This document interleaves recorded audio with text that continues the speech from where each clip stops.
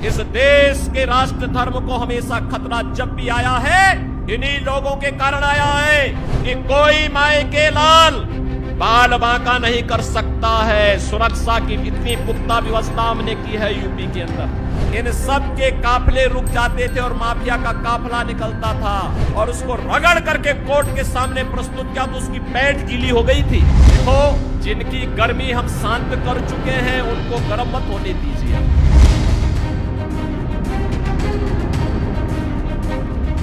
अभी जम्मू कश्मीर से आ रहा हूं और केवल यहां की सभा के लिए आया हूं, अन्यथा मेरे और भी कार्यक्रम थे। मैंने कहा नहीं, मैं जाऊंगा सरधना में, मैं इस बार जरूर जाऊंगा, 24 में मैं जरूर जाऊंगा। और बहनों भाइयों, मैं इसीलिए आया हूं आपसे कहने के लिए, जो लोग गुमराह कर रहे हैं उनके गुमराह में आने की आवश्यकता नहीं। ये लोग कभी नहीं आएंगे। फिर जाति के सौदागर उपयोग करेंगे, बाद में सौदेबाजी करके गायब हो जाएंगे। हमें किसी भी ऐसे व्यक्ति के बहकावे में नहीं आना है जिससे हमारा राष्ट्र धर्म खतरे में आए। याद रखना, इस देश के राष्ट्र धर्म को हमेशा खतरा जब भी आया है, इन्हीं लोगों के कारण आया है जिन्होंने जातीयता के आधार पर समाज के सामाजिक ताने बाने को छिन्न भिन्न किया है, हमेशा छिन्न भिन्न किया है। और बहनों और भाइयों, मैं आपको इस बात के लिए आश्वस्त करता हूं कि कोई माए के लाल बाल बांका नहीं कर सकता है। सुरक्षा की इतनी पुख्ता व्यवस्था हमने की है यूपी के अंदर।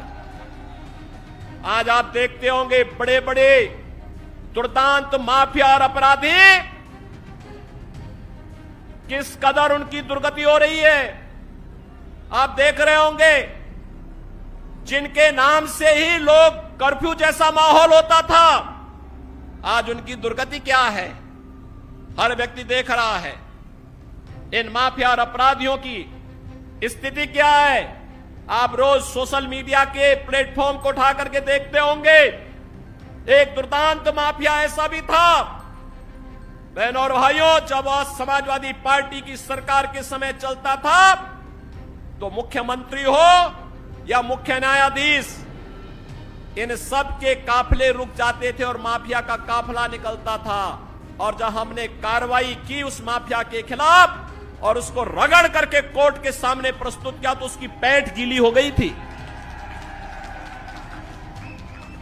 उसकी पैठ गीली हो गई थी।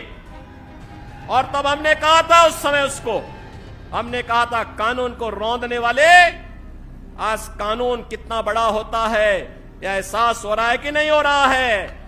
और निर्दोष लोगों को मारोगे तो मिट्टी भी नहीं मिल पाएगी। और बहनों और भाइयों, इसीलिए मैं आया हूं आपसे कहने के लिए, देखो, जिनकी गर्मी हम शांत कर चुके हैं उनको गर्म मत होने दीजिए। अब इस क्षेत्र को विकास की मुख्य धारा के साथ जुड़ने दो। उनकी सबकी गर्मी शांत हो गई है, वे गए काम से। और इसीलिए मैं आप सबसे अपील करने के लिए आया हूं कि पूरे देश की एक आवाज है, पूरा देश एक ही स्वर में बोल रहा है। और वह बोल रहा है कि फिर एक बार मोदी सरकार, फिर एक बार